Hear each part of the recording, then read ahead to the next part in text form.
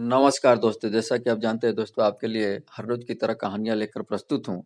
आज का कहानी का शीर्षक है उत्पन्ना एकादशी व्रत कथा। दोस्तों आप जानते हैं सारे व्रतों में एकादशी का व्रत सर्वोत्तम माना गया है। सारे व्रतों में श्रेष्ठ एकादशी व्रत ही होता है। एक समय युधिष्ठिर कृष्ण भगवान से पूछा कि उत्पन्ना एकादशी का क्या महत्व है तथा इसकी उत्पत्ति कैसे हुई। तब भगवान कृष्ण ने कहा, उत्पन्ना एकादशी मार्गशीर्ष महीने के कृष्ण पक्ष की एकादशी को कहते हैं, जो हर साल दिसंबर के महीने में पड़ता है। मान्यता है कि इस व्रत को करने से हजारों यज्ञों तथा हजारों तीर्थ स्नानों के बराबर फल मिलता है तथा मनुष्य के सारे पाप मिट जाते हैं। इस साल उत्पन्ना एकादशी 8 दिसंबर को मनाई जाएगी। उत्पन्ना एकादशी व्रत की कथा आइए जानते हैं संक्षिप्त में। सतयुग में मुर नाम का दैत्य उत्पन्न हुआ था। वह बड़ा ही बलवान और भयानक था।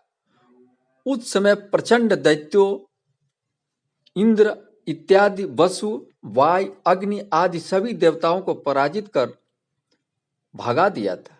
उसने देवताओं को स्वर्गलोक से पराजित करके पृथ्वी लोक पर भगा दिया था तथा सभी देवता परेशान होकर भगवान शिव के पास गए और सारा वृतांत सुनाए।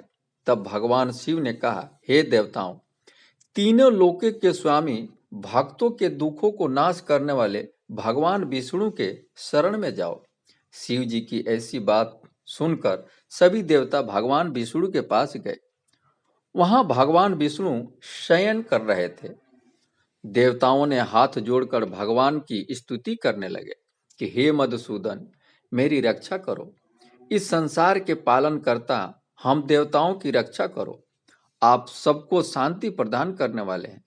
आप ही सूर्य, चंद्रमा, अग्नि तथा वायु भी आप ही हैं। इंद्र के ऐसे वचन को सुनकर भगवान विष्णु कहने लगे कि हे इंद्र, ऐसा कौन सा दैत्य है जिसने सब देवताओं को जीत लिया है। ऐसी वचन सुनकर इंद्र बोले, प्राचीन समय में एक नाड़ी जंग नामक राक्षस था। उसका पुत्र एक महापराक्रमी मुर नाम का एक पुत्र है। उसी ने सभी देवताओं को पराजित किया है। उसने इंद्र, अग्नि, वरुण, यम, वायु, चंद्रमा आदि सबके स्थान पर अधिकार कर लिया है। सूर्य बनकर वह स्वयं प्रकाश करता है। यह वचन सुनकर भगवान ने कहा, हे देवताओं, मैं शीघ्र ही उसका संहार करूंगा। इस प्रकार भगवान ने उस दैत्य से 10,000 वर्ष तक उनसे युद्ध करते रहे, किंतु मुर नहीं थका। भगवान थक गए और बद्रिका आश्रम चले गए। वहां हेमंती नामक सुंदर गुफा में चले गए और उसमें शयन करने लगे।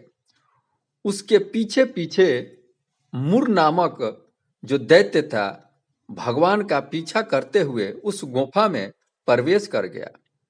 भगवान को सोते देखकर मारने के लिए दौड़ा। तभी भगवान की शरीर से एक उज्जवल कांतिमय रूप वाली देवी प्रकट हुई और मुर नामक असुर का वध किया।